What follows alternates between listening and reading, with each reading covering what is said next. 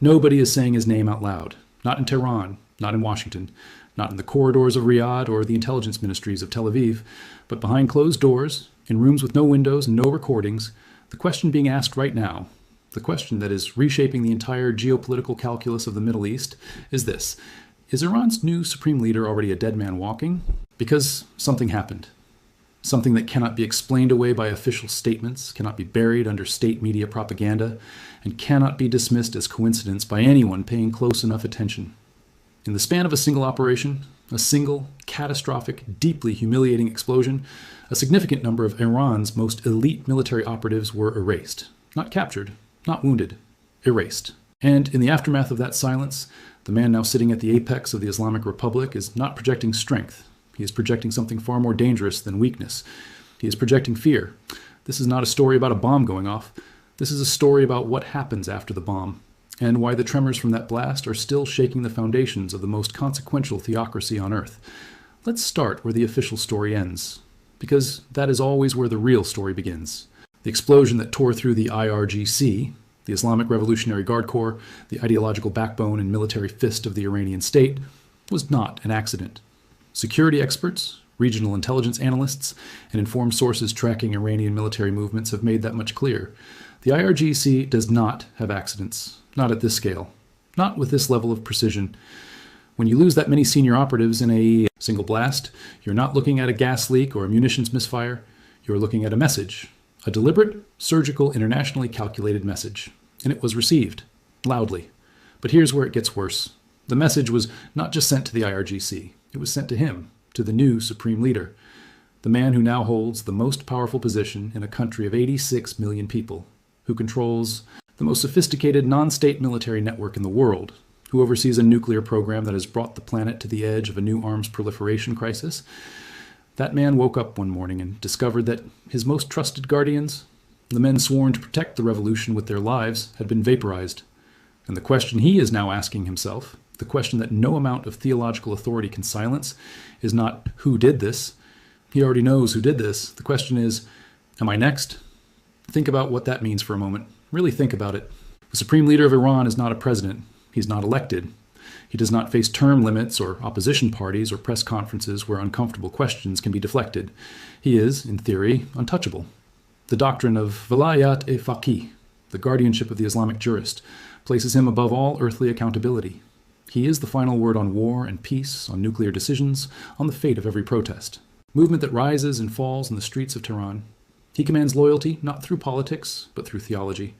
And yet, despite all of that, despite the entire architecture of divine authority constructed around him, he is reportedly sleeping in different locations each night. His public appearances have been reduced. His security detail has been tripled. And the Revolutionary Guard, the organization that just suffered a catastrophic internal wound, is now being asked to protect the man whose orders they carry out, while simultaneously trying to identify how deeply the enemy has penetrated their own ranks. That is not strength. That is a fortress that has discovered it has a tunnel running underneath it.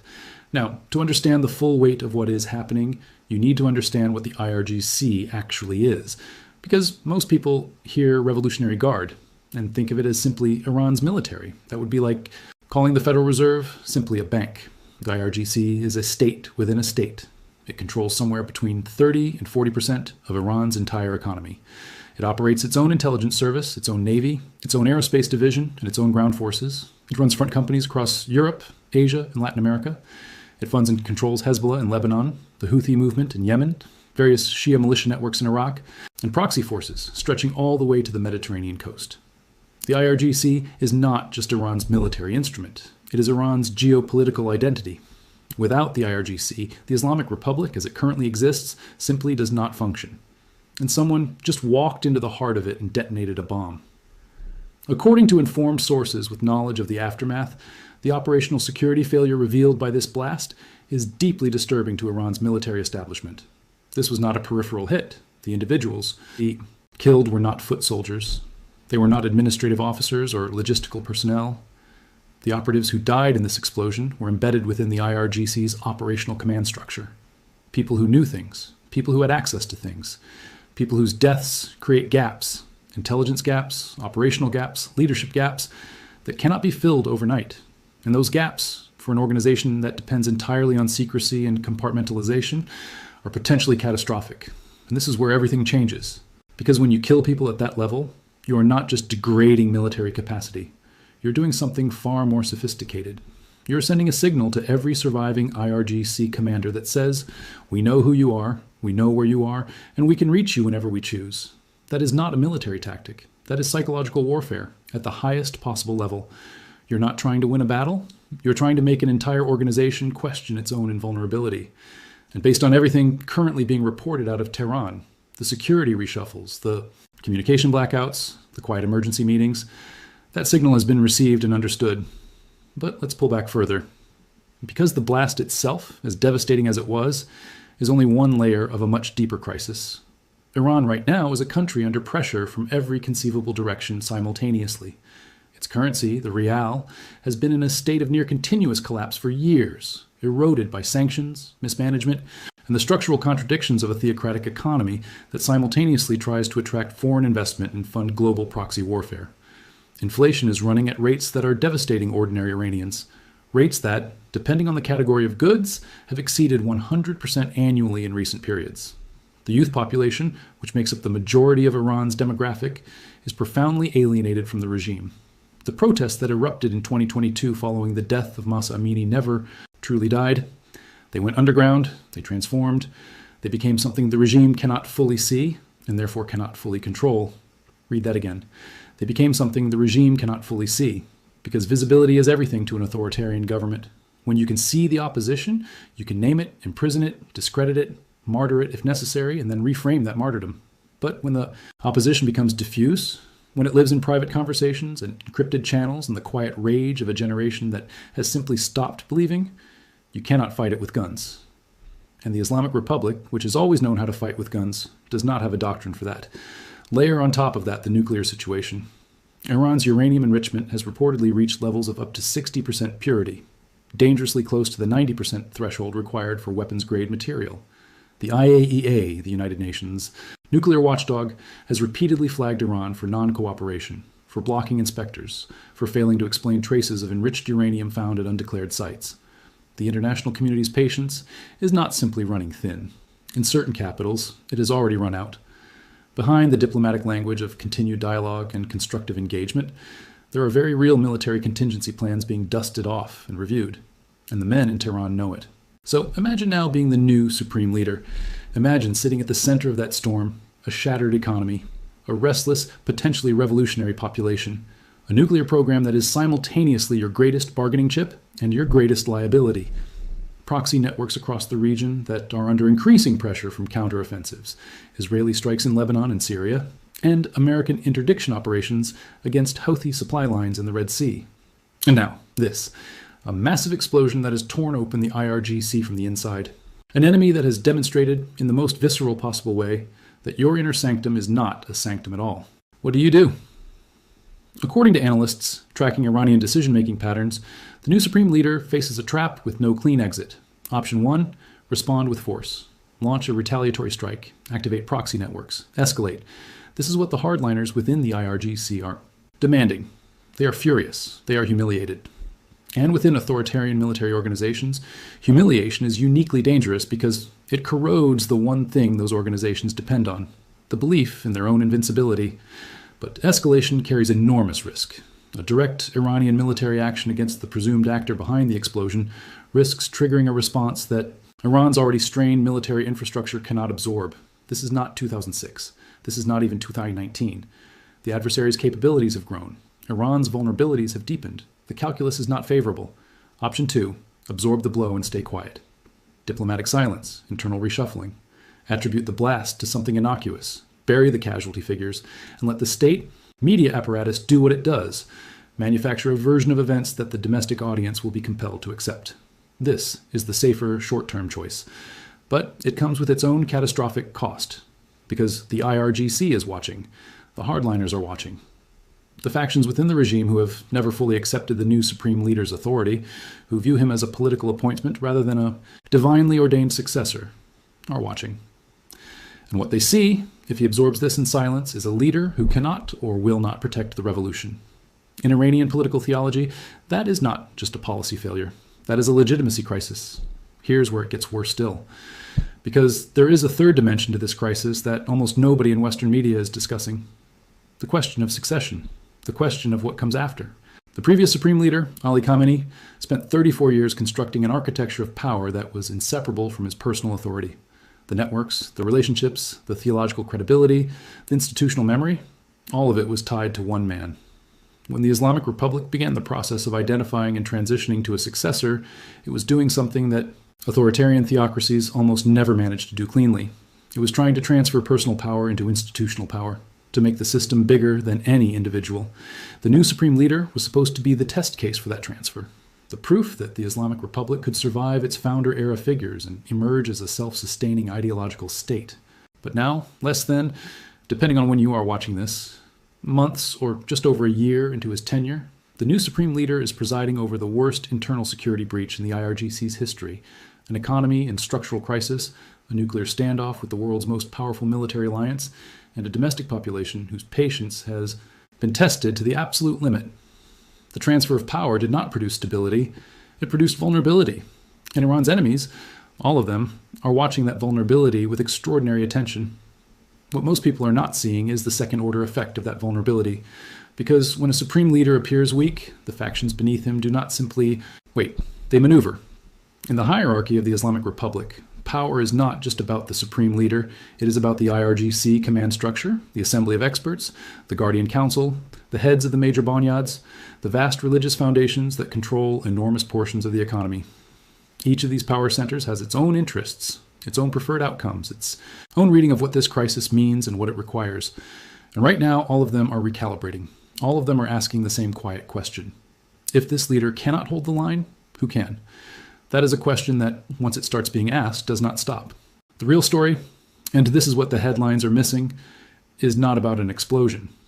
The real story is about the moment a regime begins to doubt its own durability. That doubt is the most dangerous substance in geopolitics. It is more corrosive than sanctions, more disruptive than military strikes. Because when a regime begins to doubt itself, it becomes unpredictable. It makes decisions not from a position of strategic calculation, but from a position of internal anxiety. And regimes that make decisions from anxiety have a very specific pattern. They escalate in places where they should de-escalate, they retreat in places where strength is required, and they make the kind of catastrophic miscalculations that sometimes end civilizations. History is not kind to regimes in this condition, and informed observers of the Islamic Republic are not optimistic. Consider what is happening regionally. Hezbollah, Iran's most powerful proxy and its most important strategic asset in the Levant, is operating under conditions vastly different from a year ago. The devastating military campaign against its leadership infrastructure has removed figures who had spent decades building the organization into one of the most capable, non-state armed forces on the planet. The reconstruction of that leadership, the reestablishment of command coherence, the rebuilding of weapons stockpiles, all of this takes time, resources, and above all, a stable Iranian patron capable of directing and funding the effort. But the patron is not stable. The patron is looking over its shoulder. The patron just lost a significant number of its own senior operatives in a blast that it cannot fully explain and cannot safely avenge. The Houthis in Yemen, who have been conducting unprecedented attacks on Red Sea shipping and have forced a fundamental reorganization of global maritime trade routes, are facing intensifying American and British military pressure. The militia networks in Iraq are under pressure from multiple directions. The axis of resistance, as Tehran calls it, is not broken, but it is bent. And the force that was supposed to hold it straight has just absorbed a blow to its own center. Think about what that means for Iran's strategic position. For decades, the logic of the Islamic Republic's external policy has been deterrence through projection. If you can make your adversaries believe that striking Iran directly will unleash chaos across the entire region, that Hezbollah will fire 50,000 rockets into Israel, that Houthi missiles will shut down the Strait of Hormuz, that Iraqi militias will launch coordinated attacks on American bases, then perhaps they will not strike Iran directly. That doctrine of deterrence through proxy chaos is the central strategic logic of the Islamic Republic's survival. It has worked, more or less, for 30 years. But what happens to deterrence when the proxies are weakened? What happens when the adversary has demonstrated, through a series of escalating operations, that it can absorb Iran's proxy pressure and still reach inside Iran's own military command? What happens to deterrence when the deterrer is the one that looks afraid? It collapses. Slowly at first, and then very quickly. And that collapse, if it comes, will not be a quiet geopolitical adjustment. It will be one of the most consequential security events of the 21st century. Because the Islamic Republic is not just a government. It is the architecture around which the entire Middle East's balance of power has been organized for 45 years. Remove it or destabilize it. Fundamentally, and you do not get a peaceful, democratic Iran emerging gracefully from the wreckage. History does not work that way. You get chaos. You get a nuclear program in the hands of an unclear successor government. You get proxy networks without central coordination, operating on their own logic.